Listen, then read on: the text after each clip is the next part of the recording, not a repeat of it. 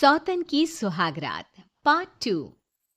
धूमधाम से शादी करने के बाद समर्थ और देवी का घर आते हैं।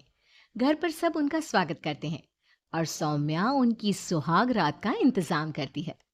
समर्थ और देविका दोनों अपने रूम में बैठे बातें कर रहे होते हैं। तब देविका कहती है,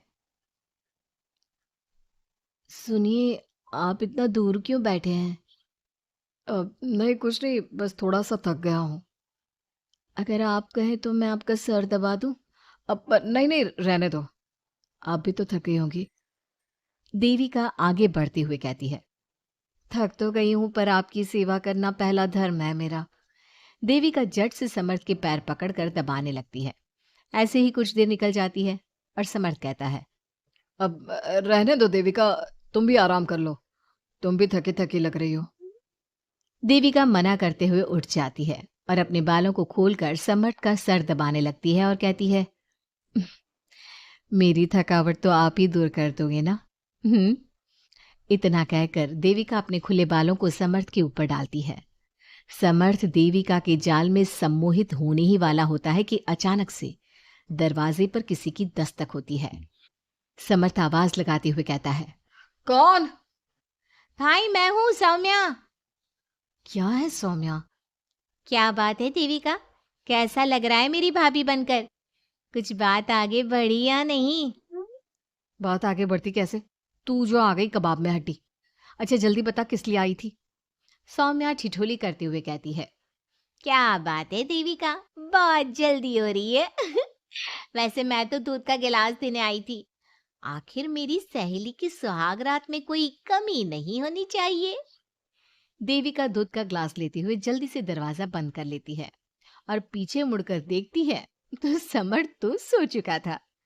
देविका समर्थ को उठाते हुए कहती है, सुनिए समर्थ जी, उठ जाइए ना, सौम्या दूध देने आई थी, इसे पी लीजिए फिर आप सो जाना। समर्थ नींद में उठता है और दूध पीकर फिर से सो जाता है। देविका उसके बगल में बैठी कहती है, सुनिए समर्थ जी, आज हमारी पहली रात है और आप सो रहे हो। समर्थ नींद में ही कहता है, देविका मैं बहुत थक गया हूँ, मुझे बहुत तेज नींद आ रही है, तुम भी सो जाओ। सोने के लिए तो पूरी रात पड़ी है, आप उठिए ना और कुछ देर मुझसे बात तो करिए। देविका जिद करते हुए समर्थ को आधी नींद से उठा देती है।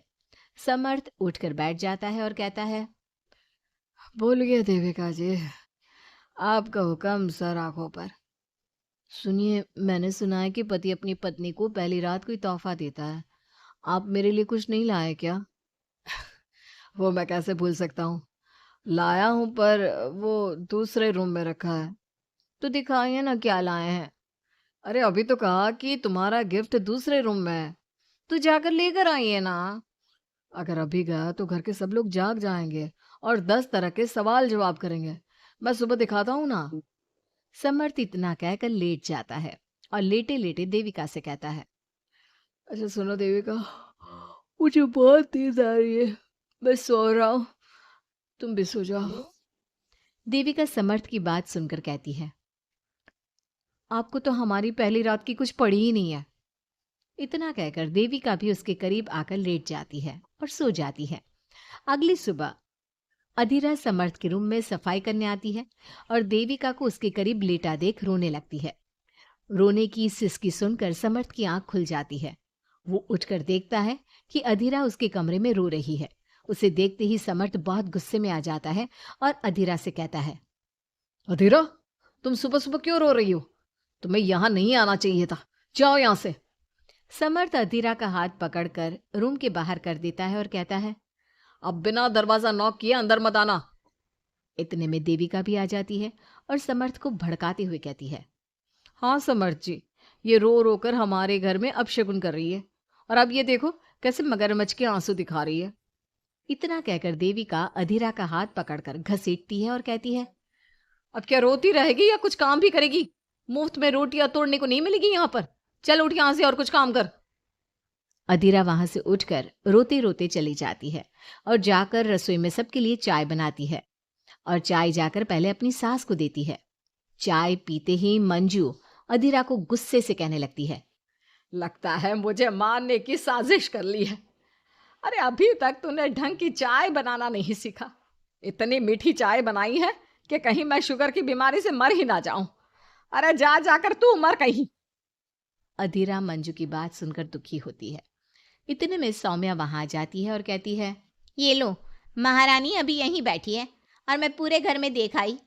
अरे ओ महारानी, यहाँ बैठकर किसका मातम मना रही हो? उठ यहाँ से और जाकर हमारे कपड़े धो। बहुत कपड़े पड़े हैं धोने को। अधीरा वहां से कपड़े धोने चली जाती है और बैठे बैठे खुद को कोसने लगती है। हे भगवान, मुझे उठा ले तो अच्छा है। मैं थक गई हूँ इस जिंदगी से। ऐसे ही कुछ दिन निकल जाते हैं। अब समर्थ भी अपने काम पर जाना शुरू कर देता है। एक शाम अधीरा घर के सारे काम करके अपने रूम में आराम कर रही थी और मंजू अधीरा को आवाज लगाते हुए कहती है, अरे ओ कल मुही, अगर आराम हो गया हो तो आकर मेरे पैर दबा दे। देविका उस समय वहीं से गुजर रही थी और समर्थ का घर आने का टाइम देखकर देविका मंजू से कहती है, माँ जी सुनिए, आप कहें तो मैं दबा दूं आपके पाँव। पता नहीं अधीरा कहाँ है। देविका मंजू के पांव दबाने बैठ जाती है और कुछ ही टाइम बाद समर्थ भी वहां आ जाता है और देविका को माँ के पांव दबाते देख बहुत खुश होता है। वो सीधे अपने कमरे में चला जाता है। समर्थ को देख मंजू देविका से कहती है, अच्छा सुन, जा जाकर खाना लगा दे। और समर्थ थक कर आया है ऑफिस से, जाकर उसे पानी को पूछ ले। देविका उठकर समर्थ के लिए खाना लगा देती है और रात में समर्थ और देविका सोने की तैयारी करते हैं। समर्थ कहता है, अच्छा देविका सुनो ना, मेरे पास आकर बैठो जरा। अरे पापा, मैं बहुत थक गई हूँ, मुझे नींद आ रही है। अरे आओ तो सही। आज तो मैं माँ के पाँव दबाते देखकर बहुत अच्छा लगा। अच्छा क्यों नहीं लगेगा भला? पूरा दिन घर के काम किए हैं और शाम को माँ की सेवा। पर मेरा तो कोई हाथ बांटने वाला भी नहीं है घर में। क्यों? अधीरा और घर के बाकी लोग कहाँ जाते हैं? अधीरा की तो बात ही मत करो।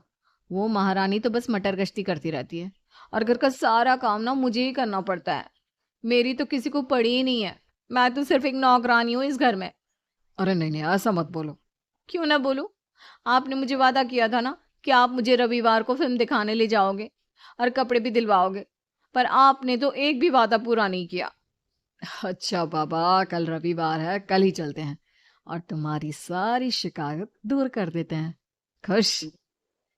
दोनों सो जाते हैं और अगली सुबह समर्थ और देविका बाहर घूमने चले जाते हैं। अब समर्थ पूरी तरह से देविका के वश में हो जाता है। देविका जो कहती समर्थ वही करता। क्या समर्थ को कभी अपनी बहन और दूसरी पत्नी की सच्चाई पता चल पाएगी? अब क्या होगा अधीरा का? इसके लिए हमारे अगले एपिसोड का इंतजार कीजिए।